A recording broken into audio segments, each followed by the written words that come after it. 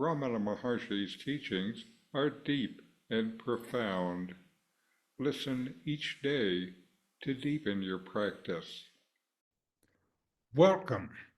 I'm reviewing and commenting on the book Talks with Sri Ramana Maharshi. Today is from Talk 512. Sri Bhagavan said, all mistake the mind consciousness for self-consciousness. There is no mind in deep sleep, but no one denies his being in sleep. Even a child says on waking, I slept well, and does not deny its existence. The I rises up. The mind turns outward through the five senses and perceives objects. This they call direct perception. Ask if I is not directly perceived, they get confused because I does not announce itself as an object in front, and only the perception with the senses can be recognized by them as knowledge. This habit is so strong with them. A stanza in Thevaram says, O sages, eager to get over misery, worry not about inferences and examples. Our light is ever shining forth from within. With mind clear, live in God. This is direct perception. Will the common people admit it? They want God to appear in front of them as a bright being mounted on a bull. Such a vision, once originated, must also end. It is therefore transient. Thevaram speaks of the eternal and ever-experienced being. This Thevaram takes one directly to the reality. In this talk, Sri Ramana Maharshi addresses the confusion between mind consciousness and self-consciousness.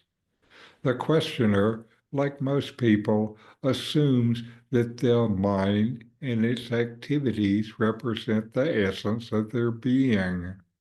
This assumption comes from the habit of perceiving everything through the senses, which leads them to mistake the mind's outward view for true knowledge. Ramana points out that even in deep sleep, when the mind and senses are inactive, you still exist. When you wake up, there's no doubt about your existence during sleep, and even a child will say, I slept well, without denying their presence in that state. This shows that the self remains present even when the mind is not active. The self does not rely on mental or sensory perceptions to exist. It is constant. When people rely solely on sensory perception to define reality, they become confused when asked about the I that perceives. This I doesn't present itself like an object seen by the senses. Instead, it is the silent witness, ever present and unchanging. The habit of looking outward blinds people to the truth that the source of all experience, the self, is within. Ramana further explains this through a verse from Thevaram, a Tamil spiritual text. This verse urges seekers to stop being distracted by inferences, examples, or outward signs of the divine. The real light, the light of consciousness, which is the self, is always shining within. This light is not something to be grasped through mental concepts or external visions. You can't see it as an object of perception. It is the direct experience of reality, available when the mind is quiet and turned in. It is actually always available. We usually just don't notice. Ramana Maharshi also points out that ordinary people often expect God to appear in a dramatic form, such as a bright figure riding on a bull. But any vision, no matter how divine, is temporary and subject to change. True reality, the self, is eternal and beyond such fleeting appearances.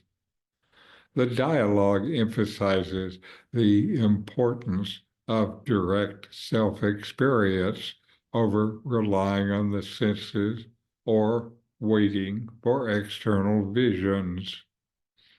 By turning inward, you realize that the self is ever present, unchanging, and the true source of all awareness. What is this within you? So know yourself and be always free and at peace. In 40 verses on reality, Ramana Maharshi explains the nature of the self, the ultimate reality, and self-inquiry. My new book, with my comments and inquiry questions, opens these teachings up and brings them into your practice and experience. Available now from Amazon. Link in the video description. These videos bring Ramana's teachings into your direct experience. Click subscribe to see more. Click thumbs up to like, and send questions and start a dialogue with a comment